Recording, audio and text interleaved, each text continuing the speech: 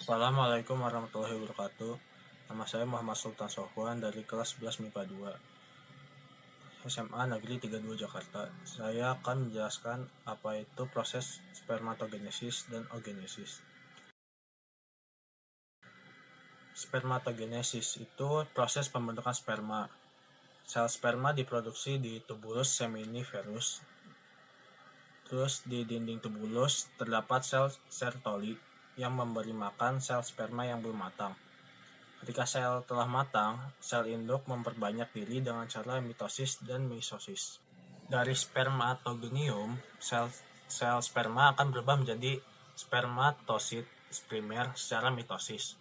Setelahnya, spermatosit primer membelah secara meiosis menjadi spermatosit sekunder yang berukuran sama.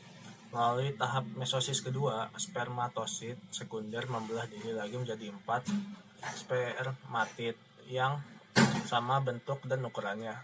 Spermatid merupakan tahap akhir sebelum akhirnya berubah menjadi sel sperma yang matang dan siap dikeluarkan bersama dengan air mani ketika seorang pria mengalami ejakulasi.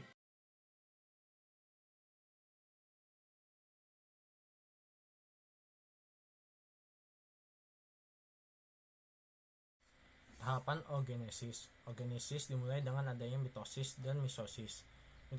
Mitosis adalah proses pembelahan sel yang menghasilkan dua gamet yang identik.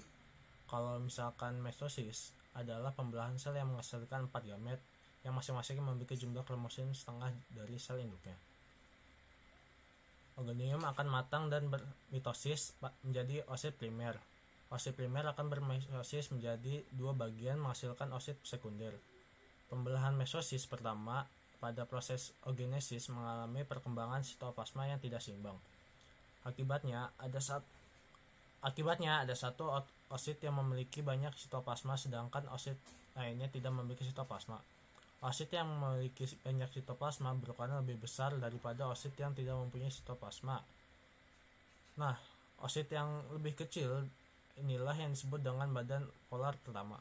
Setelah itu, oosit sekunder yang berukuran lebih besar akan mengalami pembelahan meiosis kedua yang menghasilkan ootit. Badan polar pertama akan membelah menjadi dua badan polar kedua. Ootit ini akan berkembang menjadi ovum apabila bertemu dengan spermatozoa alias sel sperma. Proses ini nantinya akan mengalami degenerasi atau perubahan.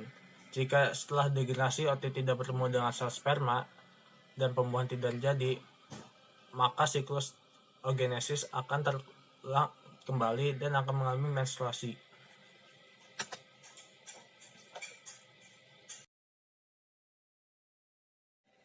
COVID-19 atau bisa disebut corona itu adalah penyakit menular yang disebabkan oleh jenis coronavirus yang baru ditemukan.